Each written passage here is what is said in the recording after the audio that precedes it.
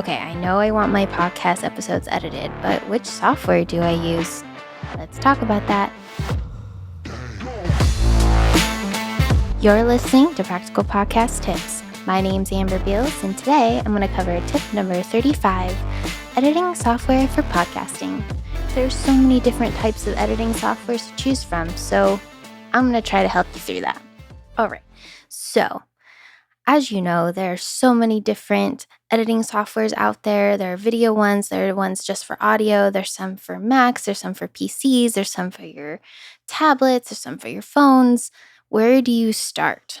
I know this can be overwhelming, and some of them are really expensive. Some of them are free, some of them are expensive, some of them are subscription, and it's really hard to figure out which one will work for you and work for your style of editing. The first thing that I could tell you that would help is, what are you going to record and edit on? Are you recording on a laptop? Are you recording on your phone, on a tablet, on a desktop? Maybe you're even recording on like an external recorder and then taking the SD card and putting it into your computer to edit it. Whichever way, just decide on what way you're going to record and decide how you want to edit it. If you want a little bit more control, I would say editing it on a computer will give you a little more flexibility, though there are a lot of really good applications out there for both Android and for Apple that allow you to be able to edit your episodes just fine. So just find whichever way you want to do it, and then I can guide you from there. So if you're going to do either a tablet or a computer, I would say use a video editor. Now, I know some of you, or a lot of you, probably only have an audio-only podcast. So you're saying, Amber, why should I use a video editor? I only have audio. Well, I'll tell you why. One, if you ever in the future want to have a video podcast or a vodcast, you don't have to learn a whole new other system. You're able to just add that visual component to it, and you're using the same editor. Nothing new. You just add a new element to it, and all your tools will work the same. You kind of future-proof yourself if you start with a video editor. Plus, video editors, there's a lot more of those than there are just audio editors. They're going to have all the tools that you need in order to make your episode sound professionally put together and have the vibe that you're looking for. Now that you know that you're going to use a video editor, now you have to ask yourself, do you have a Mac or do you have a PC? Because there's different editors that work on both, and some of them, they just work on one or the other. We are a video production company, and so one of the best editors that we've used, at least in the past, is Final Cut Pro 10. Now, I know there's a lot of haters out there, but it's a software that we know, that we love, and we know it in and out. And I really love it because it's super easy to use. It's a little more intuitive than a track-based editor. It uses what's called a magnetic timeline, and it's going to work similar to iMovie. Now, Final Cut Pro 10 is a cost of $300, but it's a one-time cost. So once you pay that $300, you have it for life, and you're going to get all the updates, the software updates, and you're going to be able to use that for the rest of your life. As long as you have an Apple computer, you can use it. So we really like Final Cut Pro. But if you are on a budget and you want to do something that's free or, a lot cheaper, then I might suggest iMovie. iMovie is going to act a lot like Final Cut Pro 10. It's just not gonna have as many features as Final Cut. So maybe if you're just starting out and you want to start with iMovie and you really like the way the workflow works, and so you decide to make the investment in purchasing Final Cut, then go for it. I mean, that's a really good way to see if that editor is good for you. Now, if you have a PC, you have a few more options.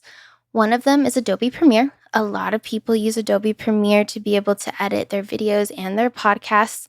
Now, Adobe Premiere is a cost of $25 a month. It is a subscription. However, a lot of people love it. It's super easy to use, And it is a track-based software, so once you kind of learn how that works, you have the different tracks. One track will have like video, and then you could have separate audio tracks. There is more of a possibility of having what's called a gap or gap clip, and that's when your tracks don't line up and there's a little bit of a gap. Now, if you just have an audio only podcast, that's not going to be a huge issue. It's more of an issue for if you have a visual element or if you have a vodcast. It's going to be a little bit more of an issue. You just might have an extra pause in your podcast, which isn't a huge deal. And it's something that you can get used to and learn how to deal with and learn to look out for. So that's Premiere. There is another one called DaVinci Resolve, and I think I've mentioned this in another episode of mine. We have switched over just recently from Final Cut Pro to DaVinci for editing all of our videos and our podcasts, all the podcasts that we manage. And I'm not going to lie, I was a little hesitant. I still am.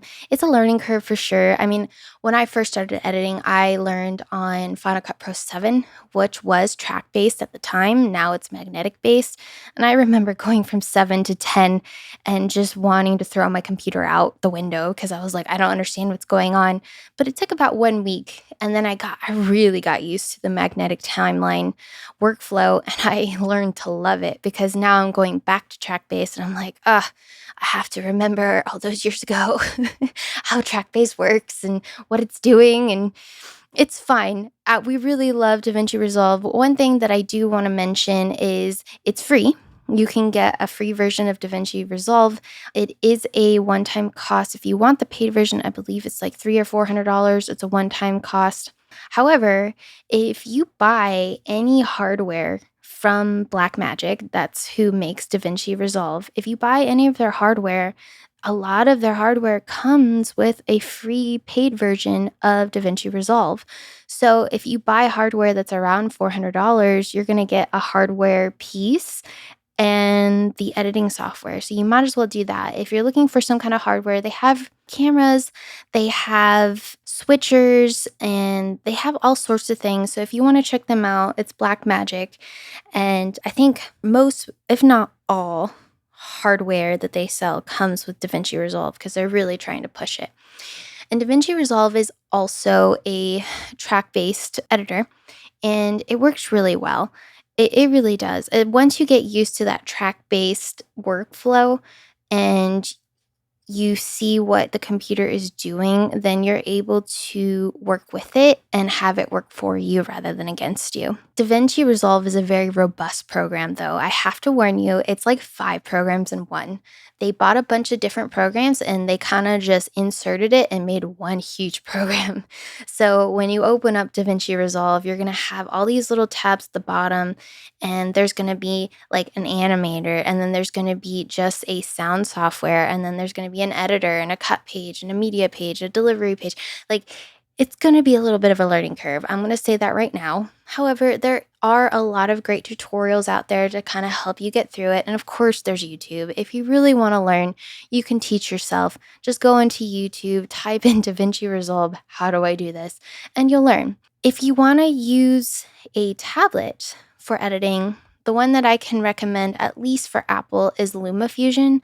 I think LumaFusion also comes in Android, but I am not 100% on that. But LumaFusion is a really full-featured application editor that goes straight on your iPad, and you're able to edit on it very, very easily. Actually, it's very intuitive and it works really well. And it's only, I think it's like $30. So that's one of the more reasonable ones. But again, it's on your iPad and it's iPad only. So it's not like you can take an edit from your iPad, bring it onto your computer, and edit it more. I believe it's just on the iPad that you can edit on. And if let me know if LumaFusion is on Android. Again, I'm an Apple person, so I don't exactly know what's on Android versus on Apple, but I do know that LumaFusion is a really good option, at least for Apple iPads. Yeah, those are a lot of the editors. I do want to say that once you learn how to edit, you should be able to apply that skill to any software.